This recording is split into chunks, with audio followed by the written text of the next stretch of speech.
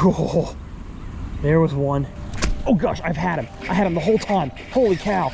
Oh my goodness. There we go. Over the last decade, I've caught fish in every corner of North America. From California to Mexico, Florida to New York, and all the way up to Canada, documenting it all on video for you guys. Yes, I got it! But as a video creator and instructor, I've generally left out one of the most important and the largest demographics in the world of fishing, and that is the bank beater, the pond prowler, the shore master. Yeah! In this series, I'm making it my goal to fish more bodies of water than I ever have before, but this time, from the bank. My name's Tyler, and this is 100 Ponds.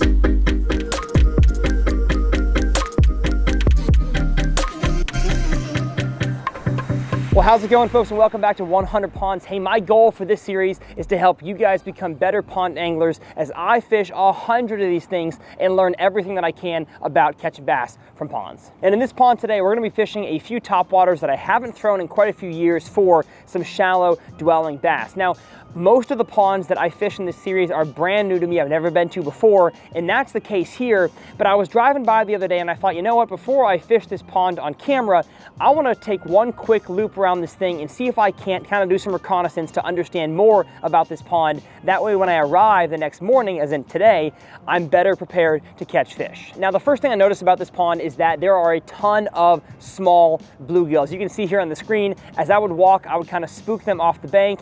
I think some of them were spawning around the bluegill beds and some of them were just kind of living life up shallow. But no matter what stage of life they were in, there were a ton of them. And so I figured out that's probably the forage the bass are feeding on. The next thing I looked at was the aquatic vegetation. What kind of cover and structure do these bass have in the pond? And honestly, it was a pretty healthy grass. I would kind of flip my jig in and out of it and it wouldn't collect a whole lot of stuff when I brought it back to me, unless I made a further flip and then I had a whole bunch of what I call snot grass on my jig. So I kind of knew that's probably a possibility in this pond, being how shallow it is. There could be a lot of snot grass, which really in residential ponds is pretty common this time of year. Then using my polarized sunglasses, I was able to see in the water to notice there's actually still some beds in this pond. I'm talking about bass beds. Yes, there's bluegill, but there were still some fish spawning on this body of water. A lot of empty beds, but still a few fish on them. And so I tried to catch one for a while, ended up setting the hook 3 times. The fish was too small to eat my jig. Didn't catch it. Oh well, at least I know there are still bass up shallow, more than likely in that spawn to post-spawn transition. And so that brings us to today's fishing adventure. Now, I'm recording this thing after I've already filmed on the pond because I had to get here at sunrise. This time of the year, it is crucial, at least if you want to get a good, consistent bite, to get to the pond extra early. And if I'm going to get to the pond extra early, I'm going to throw topwater. You know why? Because it's more fun. And so in today's episode, we are throwing 2 topwaters that I haven't thrown in a long time, and that is a smaller, a junior version of the topwater frog and the old-fashioned, I gotta show you all this. It is the gosh darn jitterbug. I guess maybe not everybody threw this thing as a kid, but I definitely threw the jitterbug in ponds and lakes growing up. It catches practically every species of fish. It catches bluegill and bass and crappie and all kinds of things up shallow. If they will ever eat a topwater, they'll eat a jitterbug. And my reasoning for picking up the jitterbug from Academy yesterday was not because I wanted to fish an old-fashioned lure. It's because this lure here really fits the situation in which I saw during my reconnaissance of this pond. It is a super shallow body of water. I'm talking like the fish are probably in less than a foot of water. It is clear, and I knew that with the conditions we were gonna have today, hardly any wind and the sun rising quickly, I wanted to fish a topwater that I could cover water with fast and was not super intrusive. It's not as loud as a plopper or as loud as a buzzbait or a big popping frog or a walking bait. It has a slow, kind of subtle, very quiet, side-to-side action, and I guarantee the fish in this pond have probably never seen a jitterbug. Now, as always, the tackle that I'm using will be linked down in the video description. I'm actually throwing this on a BFS reel today, the Lose Custom Light shallow spool on some 20-pound braided line for extra long cast because this topwater here is really stinking light. But enough chit chat, let's get to fishing at pond number 78.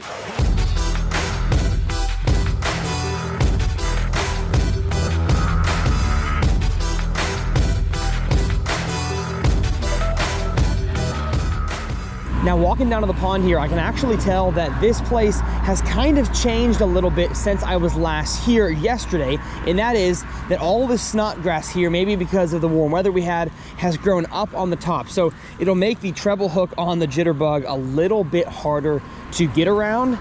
So I'll probably have to throw at kind of some of these more openings. Oh, there's a fish right there. And then once I cover the pond quickly with this, I can come back with a micro frog and catch some fish out of this slop here. Because this is definitely not treble hook friendly, but I did notice yesterday when I was checking this place out that the bank does slope out pretty slowly. So it's not just right here near the bank that I could get a topwater bite. I could actually get a bite all the way out there as well, because like I said, it's a pretty sloping bank. So just gonna really slowly fish this jitterbug around. I'm just excited to fish an old school lure that I haven't thrown in a long time, and this pond really sets up well for it. As you can tell, very nice highway noise right next to the road. Now, one thing I always make sure I do when I'm fishing during a sunrise time of the day is I fish the area the sun is going to hit first. So this bank here will get sun first, that one will get the sun after. And so with topwater being best without the sun, I'm doing what's called chasing the shade. And ideally, I mean, I've noticed in big lakes and big ponds, that helps prolong the topwater and sometimes just the shallow bite. So try to be mindful of where you are fishing on your ponds and the timing of which you're doing so. But it doesn't seem to be mattering a whole lot for me yet. I'm honestly surprised I haven't caught one on this thing. To me, the conditions just, oh my goodness, they seem right, but a fish literally just spooked from next to this thing.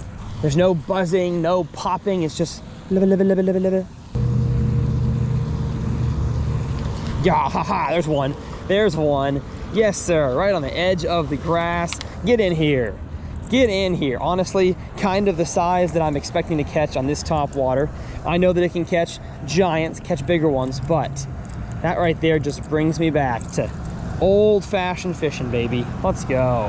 Heck yeah. Success. Definitely collects a little bit of snot grass. Gotta get that off.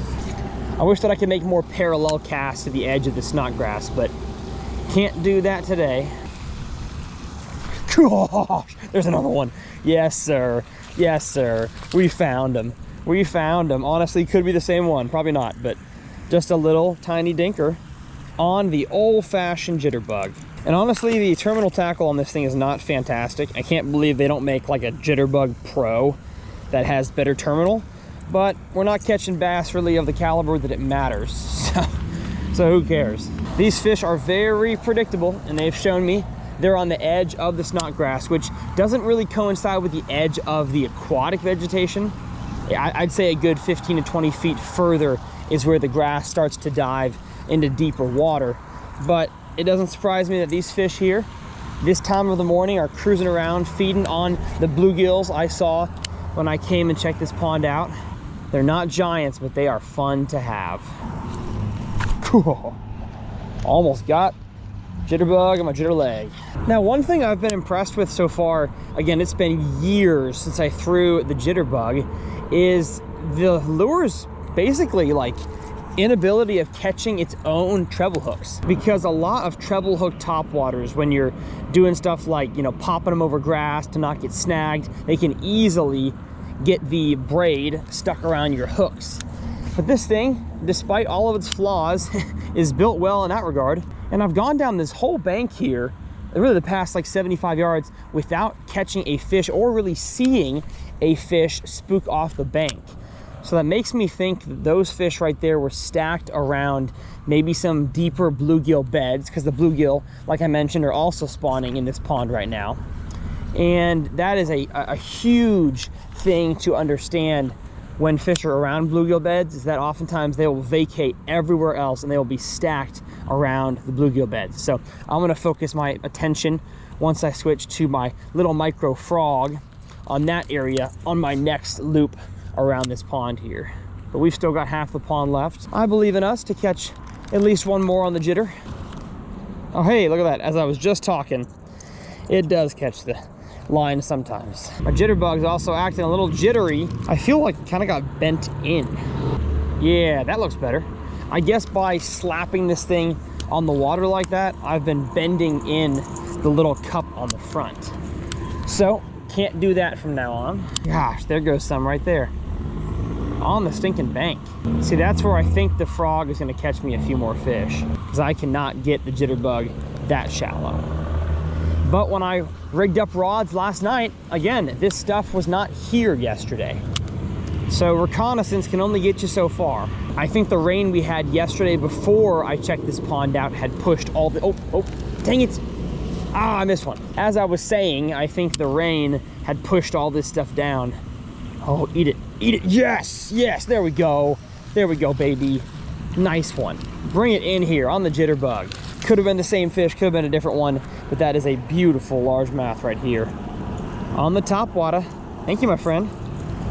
Don't tell your friends that the boys are back in town. It is so cool to watch a bass eat in shallow water, because I saw that fish wake from 4 feet behind it.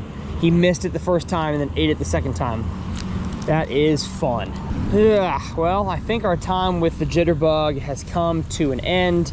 I wish this pond was larger, and I wish that it didn't have all this snot grass, but those are the conditions we're faced with. So while we still have some topwater time left, I'm gonna head to the truck, get myself the micro frog, and do a quick lap with that thing, because I feel like now that I've seen all this snot grass, that's the way we're gonna catch a little bit larger quality of bass. Now, one thing that is true about these smaller frogs is that walking the dog is very hard with them. It takes a smaller rod tip action as opposed to a bigger one like this with a full-size frog. All it takes is a little tiny pop of the rod tip to get that frog to walk side to side, but it is harder just in general to get a good walking action. So I will walk it in the open areas, but I really rigged this thing up just like happened right there to get bass to strike that are in all this slop right now.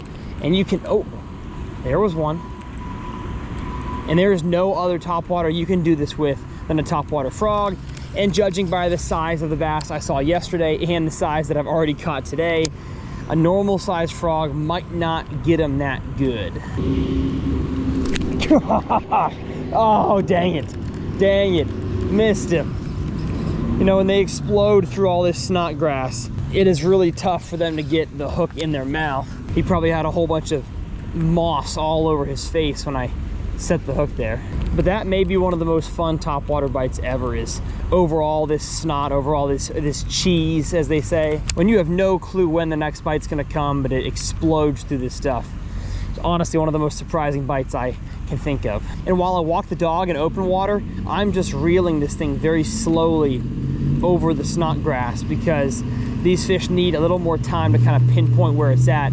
And if you're to kind of walk the dog, and if you walk the dog over this stuff here, in my opinion, you move it a little bit too fast and it doesn't quite look natural. I think something sitting on top of this snot grass, a frog, a bug, a cricket, would definitely move a little bit slower. And so that's why I'm just kind of slowly reeling it, letting the keel of that frog kind of make a small wake underneath this stuff. And hopefully we can catch a bigger one. I want to catch a 2+ pounder. I know they're in here. There's not many, but they're in here. Oh, there was one. Oh gosh, I've had him. I had him the whole time. Holy cow. Oh my goodness. There we go. That's the one we need. That's the one. Yes, sir. Yes, sir. Look at that thing. In the shallowest, nastiest slop possible, we got ourselves a 2-pounder, probably 2.5 pounder on the tiny frog. That fish ate so subtly. And of course, when the frog blends into all this grass, I couldn't tell if the frog was down under the water, but this guy ended up getting it. Let's go. Man, mission accomplished. Not only catching bass at this pond, but really with 2 different lures during the topwater time, making the most of every opportunity. And I'm telling y'all, that's the ugliest, nastiest area that no other lure can get a bass out of besides the topwater frog. Matter of fact, I want to get closer. Just look at that. Yuck. Now, we do have some actual good aquatic vegetation here, some American pondweed, I believe it is, but the stuff next to it is nasty, but it holds bass. Like, you wouldn't think a bass, especially during this time of the day, would be sitting underneath all this stuff, but they're just resting, preparing themselves for the day. And it does seem weird that fish during this time of the day would be all the way up in this slop, but if that's where they're telling me they are, I am not going to complain. Now let me get my phone out. I want to show you guys what it looks like when you are fishing the frog over the top of some slop. As you can see, you don't need a whole lot of action to it. All you got to do is give it a little slow retrieve, and that keel kind of makes a small wake behind the frog, and that is just enough for a fish to notice and blow up. Now, of course, when they have to get through a good you know, ½ inch of slop down there, you're gonna have some fish miss it, and you're gonna have some fish not get a good hook in their mouth. But in my opinion, if you are not getting the bite, you're not catching the fish. So I would rather get the bite, miss them, or get the bite and lose them, than I would not get the bite at all. And you know what? Seeing how shallow that 2-pounder ate, oh my goodness, right here's one. I'm gonna make some shallower casts, more parallel with the bank, before I move to the next part of a bank area, because as you saw from that fish moving right there, I think a lot of these fish are even shallower than I had previously thought. And now the sun has risen here on this bank, and so I think for sure getting this thing around the thicker slop is going to be important. Get those fish that are kind of hiding from that harsh morning sunlight. Does he have it? Nope, he missed it. Totally missed it. It is so hard, especially on the end of a long cast, to see if a fish has the frog in its mouth or if that frog has popped back up to the surface. So definitely going to wait a little bit longer before setting the hook. I just can't believe that a fish wouldn't, you know, gobble this thing down. It's not that big. But that was the same exact area right there that I caught 2 on the jitterbug. So obviously there's fish around this area here. If I had a wacky rig with me, I would for sure fire that thing out, probably catch some on that. But today is not a wacky rig day. Today is a micro topwater day, because that's more fun, right? Now, several times I've mentioned topwater time, and what I mean by that is the best lighting situations to catch a bass on topwater is usually low light, especially during the hotter summer months, and especially when you have really shallow water. I mean, y'all can see now the sun's up. This water is not very deep where I've been getting bites. And so when the sun is higher, in, let's say it's noon, the fish oftentimes are not going to be in this shallow water positioning themselves to bite a topwater. So it's possible to catch a fish out on topwater out in the middle, but a whole lot less likely for them to come up from the bottom to eat it during the midday hour. And so I fish topwater almost exclusively, especially in ponds in the early morning time period.